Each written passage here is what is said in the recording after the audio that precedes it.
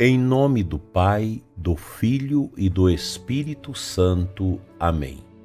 Que as almas dos fiéis defuntos, pela misericórdia de Deus, descansem em paz. Amado ouvinte do programa Oração da Manhã, estamos juntos nesta segunda-feira, 5 de fevereiro, com esta alegria da fé. Desejo que a sua semana seja toda ela agraciada pela força, pela luz divina, que todos os seus intentos possam ser bem-sucedidos, bem concluídos. Vivemos nesse tempo que nós cristãos precisamos buscar forças no mistério profundo de Deus. Não adianta a gente querer buscar nossas forças nas realidades deste mundo. Elas são fracas. A justiça é fraca, as relações sociais também, a cultura nossa fraquíssima. O que nos fortalece e nos robustece é a nossa fé. Esse é o nosso troféu que nós temos como grande garantia de Deus. No livro de Fulton Sheen, hoje eu vou falar algumas palavras, não dá para ler todo o texto, porque tem textos difíceis, citações de Santo Tomás, que não dá para refletir assim em poucos minutos.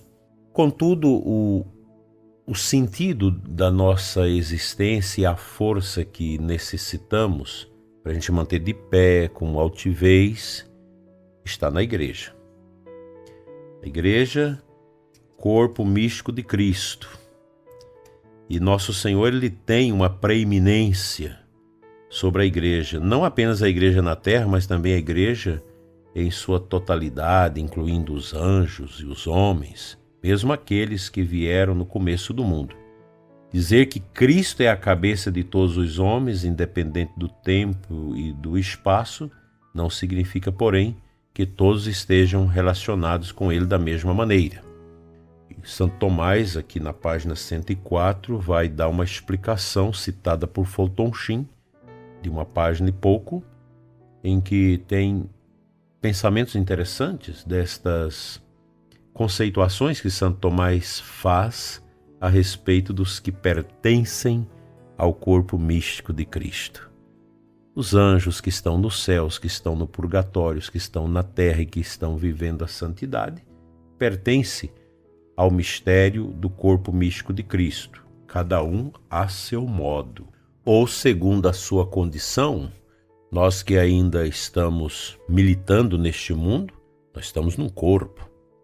Mas as almas que estão no purgatório, que vão merecer a graça do paraíso, os que já estão na eternidade, vivem um estado diferente do nosso. Uma realidade meramente ontológica, é uma realidade no nível do ser, sem a matéria. Daí a necessidade que nós temos de buscar a graça de Deus constantemente para superarmos as dificuldades, para vencermos os obstáculos. Nos últimos tempos nós temos visto na liturgia leituras tão maravilhosas que realmente vão nos indicando esse caminho de compreensão que a gente não pode pensar que bastamos a nós mesmos. Bobagem isso.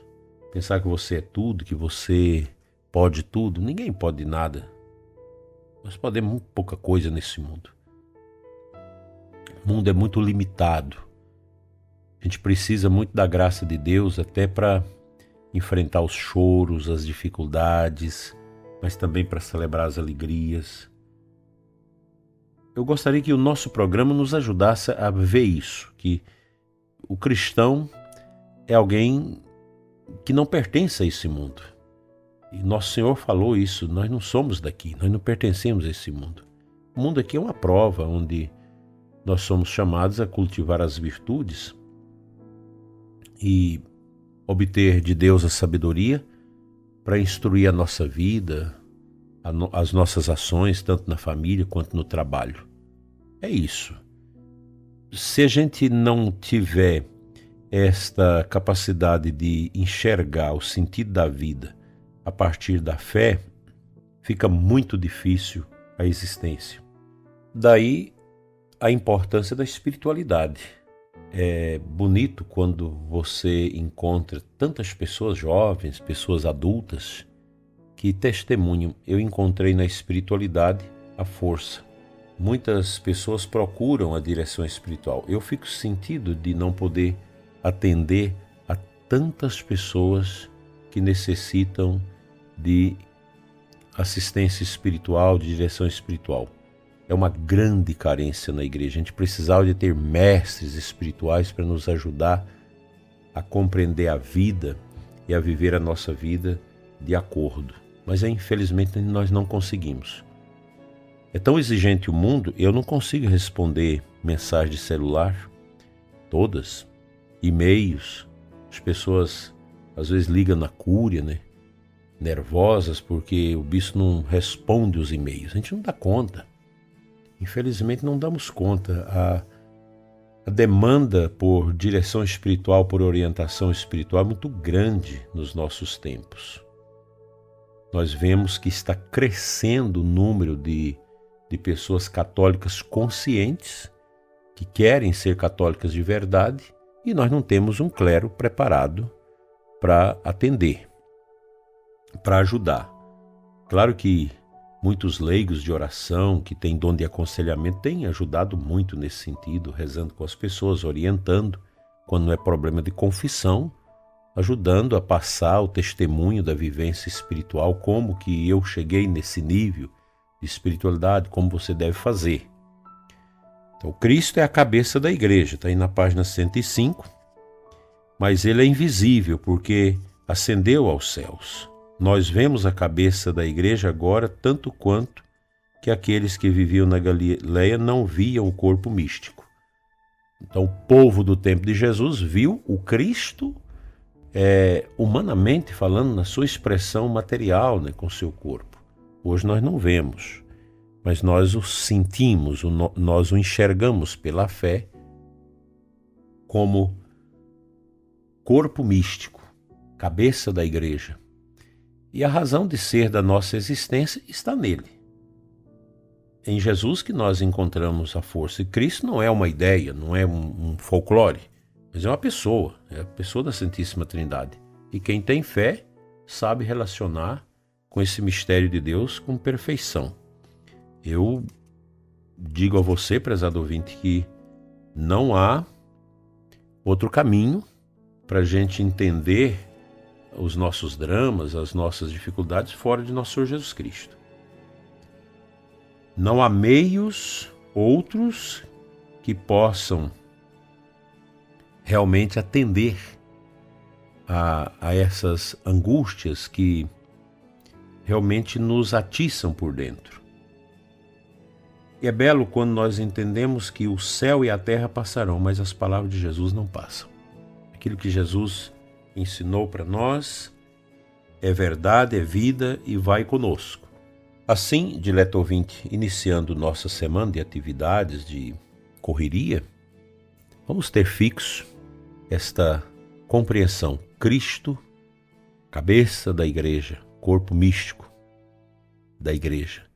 É Ele que vai nos sustentar, nos dar vigor e nos dar sabedoria pelo seu Espírito, a fim de que nós possamos elaborar a compreensão das realidades que nos machucam, que exige de nós uma atenção, uma compreensão diferente. Conte com minhas orações, eu peço também as suas orações, e nós vamos ter uma semana de paz, e a gente vai passar por cima de tudo que for negativo, pois nós temos um instrumento que esse mundo não nos oferece, que é a fé e a graça divinas.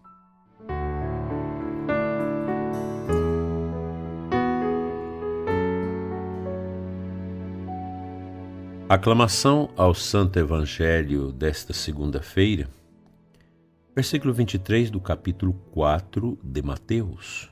Jesus pregava a boa nova, o reino anunciando, e curava toda espécie de doença entre o povo.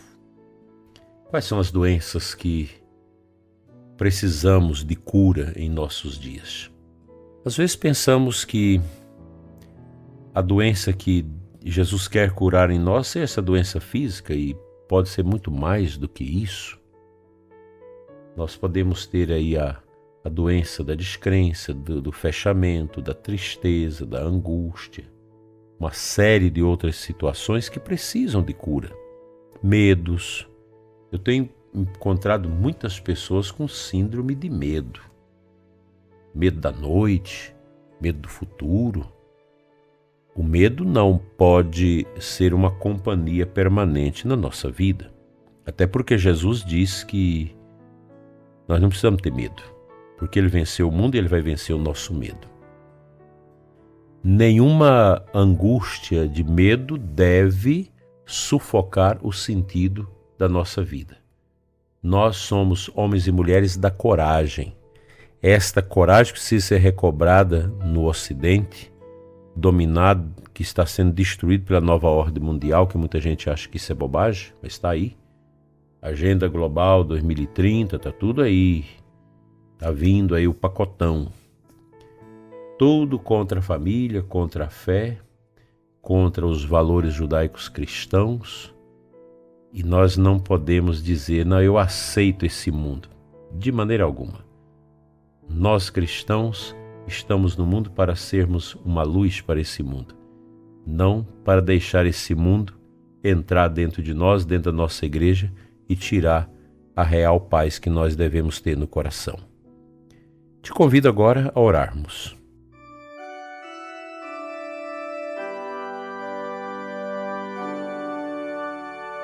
Pai Santo, Deus de amor e de poder, te apresento nesta manhã o ouvinte do programa Oração da Manhã, aqui da nossa Diocese de Formosa, também os que nos acompanham de outras localidades.